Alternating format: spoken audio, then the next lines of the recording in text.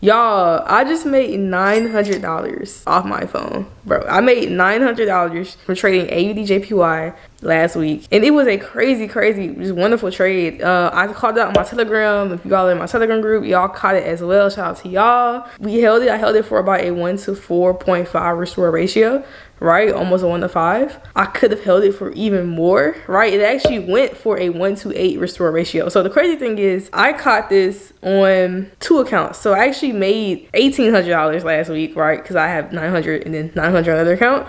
If I would have caught the full 1 to 8 restore ratio, I would have made $4K from both accounts last week, which is insane to me. Like, it's just insane. What's up, YouTube? It's your girl AK, and I am a swing trader. I trade on the daily and 4-hour time frame. I like to catch high restore ratio trades, and I like to keep it simple. I only trade break and retest, and that's exactly what this trade was a simple break and retest entry. So yeah, I'm gonna go ahead and show y'all like how I do it. I try to keep it super simple, and I believe anybody can learn this strategy and anybody can trade the strategy, especially beginners, because it's just so simple. So yeah, I'm just gonna go ahead and break down my entry. So without further ado, let's get into it.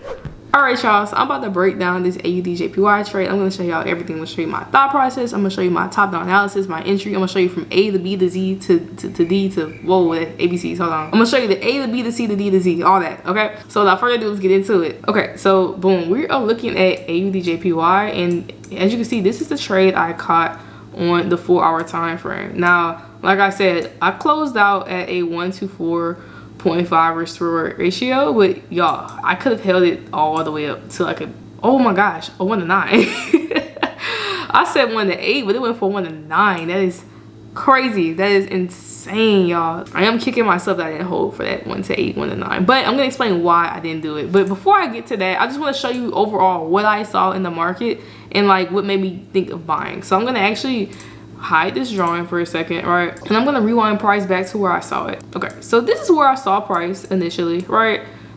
This is my 4-hour time frame. Before I get into the 4-hour, I just want to start at the weekly and then the daily, leave the top down analysis. I'm actually gonna hide my drawings for a second. Okay, so right here I hid my drawings, and this is what I saw on the weekly time frame. So first and foremost, the very most important thing I saw is that the weekly is bullish, right? The weekly is bullish. We have only been making what? Higher highs, higher lows, right? Higher highs, higher lows. Like, we've only been going up. Now, what made me so confident in buys is I saw that last week's candle, look how we closed. I'm gonna zoom in so y'all can really see this, right? Last week's candle closed as a what? It closed as a doji, right? This pin bar doji. So you see at one point this candle price was all the way down here, but buyers were so strong that they pushed price all the way back up to this spot. This told me that there was indecision in the market and that the sellers are getting weak and buyers are getting ready to take over. So when I saw this, I was super confident, like, okay, we're definitely buying next week, right? So that was my first sign of buys, was the weekly. Okay, so boom, weekly is bullish. We dropped down to a daily. Okay, boom. So at this point, I actually thought that the daily was bearish. I was actually wrong about this. It was actually bullish. I'm explaining why. But the reason why I thought the daily was bearish was because right here, price, this was the last structure point. We were making higher highs, higher lows, higher highs, came down, failed to make a high, and we broke structure. So we broke daily structure. So right here I was like, okay, the daily, we're bearish, you know, we're looking for a pullback, and that's why I only bought it to a certain point. I was mistaken. Let me show you where I was mistaken. So I actually missed this initial shift of structure on the daily. I didn't count this as a high at all, but when you actually switch to the line chart, you can see that on the line chart, while we did break structure on the daily, right, price, the daily actually came down. We made another slight high. We came down on the daily. We actually broke above that high, right, and didn't go any lower. And then we started shifting up. And I actually initially missed that. So I thought the daily was bearish, and this is why I actually failed to hold the trade longer, because I thought long term we were going down. So that was on me. But all in all, still caught the trade. We're gonna get into it, right? So I'm actually gonna show the 4-hour, and while I jump to the 4-hour, I'm also gonna jump back to my drawings real quick. Okay, so now we are on the 4-hour time frame. So this is really what sealed the deal for me as far as establishing my bias, right? Right here, prior, you can see we were in the downtrend. I'm actually gonna put my drawings back on for a second, but at one point you see that we were making lower lows, lower highs, lower lows, lower highs, right? Lower lows, lower highs. And then something interesting happened, right? At this point, we kind of start losing momentum, and then what happens? Right here, if you really pay attention, right, we actually end up breaking structure. We break above this lower high, right? Now, in a downtrend, you don't make higher highs, right? You don't break above highs, right? Your highs are supposed to get lower and lower and lower. But in this scenario, you can see we're actually breaking above highs. We're breaking highs, right? We came down to retest this high, right? And then what we do? We made a new high. And then what happened? We did it again. We came down, right, to retest. We never broke this low, right? It never closed below. And what we do? We made a new high. We pushed up. So right here, I'm seeing, okay, we were bearish. The 4 hours obviously shifting into a bullish uptrend, right? We get to a point where price is at another pullback. So this is where I saw the market initially when I first looked at it, right? We were already at this pullback. And I was like, okay, cool. So the market, we just shifted bullish on the upside. The weekly just closed in a very bullish pin bar doji, which is a big sign that, hey, we might have some bullish price action coming very, very soon. Once I saw that, I was like, okay, let me mark up some things. I saw that this was our break of structure, right, on the 4 hour, and I saw that price may want to, you know, come back to this level. So essentially, I'm looking for price to basically break back above this level to let me know, okay, you're ready to make more buying, right? Because again, I am a break and retest trader. So what I'm looking for is I'm looking for price to do a certain thing. I'm looking for price to come up. We break structure, right? I draw out that structure of where it was broken, right? And I can also say, hey, this was our break of structure right here. And then from here, I wait for the pullback. I wait for price to come back. Price can either retest directly on it. It can dip below. That's fine. As long as price comes back above this level, I am interested into entering the market for buys, right? So I'm just waiting for price to basically have that bullish shift on the lower time frame and also be back above this level. So basically, whenever price comes back above this level, I'm looking to enter, or if price wants to retest directly on it and then push up, I'm looking to enter as well. So this is what I'm looking for when it comes to break and retest, right? And this is exactly what I got. So I also drew a Fibonacci as well, just to kind of see where we were tracing and what levels for extra confluence, right? So I drew a Fibonacci from my swing low to my swing high. If you do not trade Fibonacci, I have a video on Fibonacci, right? Super helpful. I suggest you check it out. It's right here. I see that on the Fibonacci, we are hitting these retracement levels. So we did tap into that 50% level, which is my minimum when I'm looking for a trade, right? So we did tap into that 50.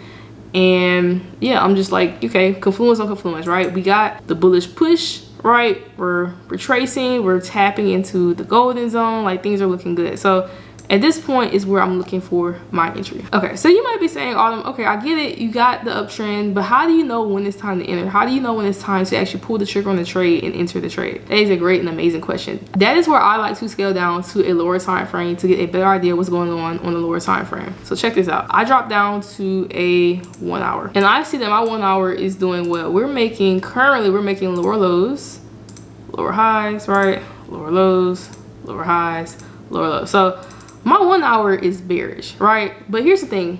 I understand that as a swing trader, I trade the higher time frames and I want to go where the overall direction is going. If my 4 hour high time frame is saying bullish, then I know that my 4 hour time frame holds more weight than my 1 hour, and it holds more weight than my 15 and my 30, right? If I drop down to a 15 and 30, you see the same thing, right?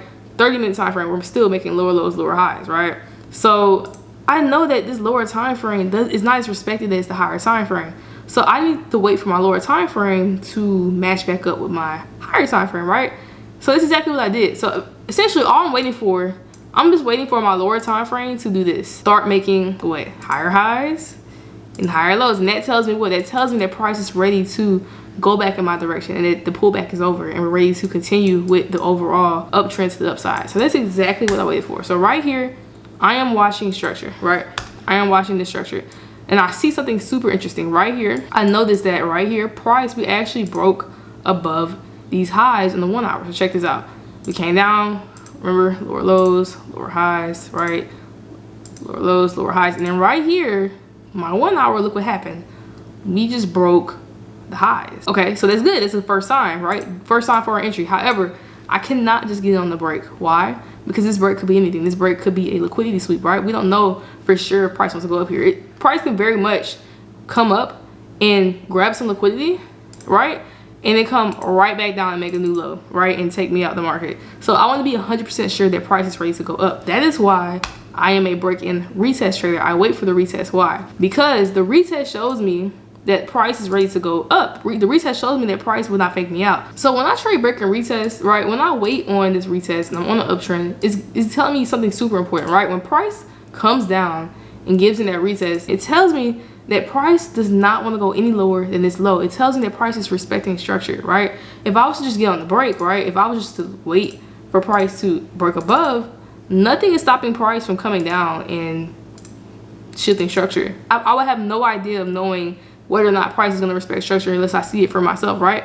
I would have to hope and pray that price is respect structure and goes my direction. But when I wait for the retest, I can physically see that price does not want to go down, and it makes me even more confident in my setup, and it makes me less likely to get liquidated, less likely to get liquidity swept, right? Because I see that price is not going any lower than this low. So right here, we're just waiting for price to show me, hey, I don't want to go any lower, right? And I want to continue to make new highs. So that is what we're waiting for this 1 hour entry. So right here, we're gonna play it out. We're gonna see what it's gonna do, right?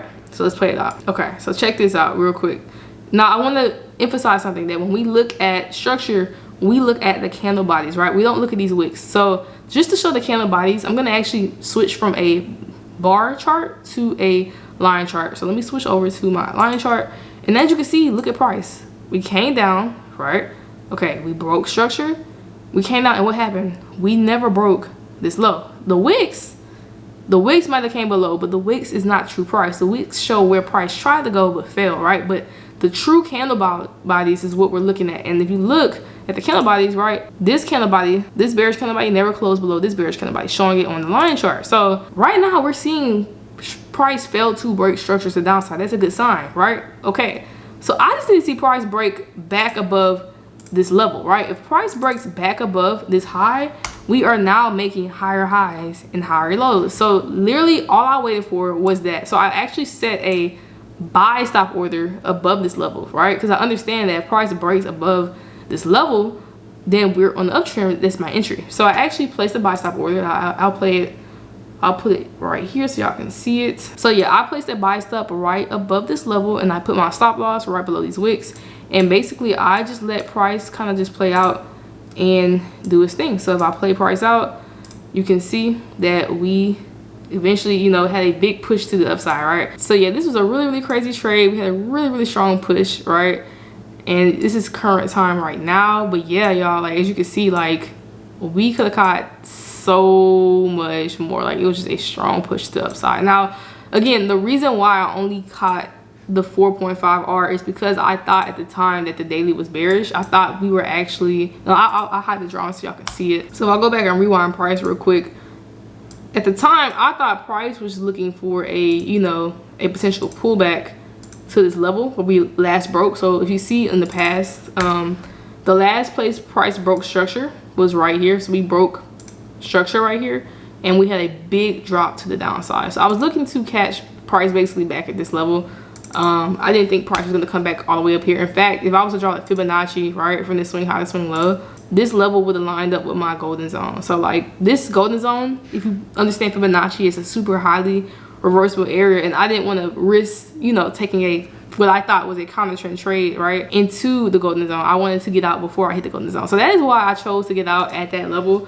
But I misunderstood the daily time frame. If I would have knew it was bullish, I would have 100% held to this next cycle level. But it's all good. I just decided to take my profits there. We still got some good profits. I'm gonna jump back to live time, and yeah, that is my 1 to 4.5 restore ratio where I caught a $900 trade. Like I said, I always trade simple break and retest. I like to keep it super duper simple.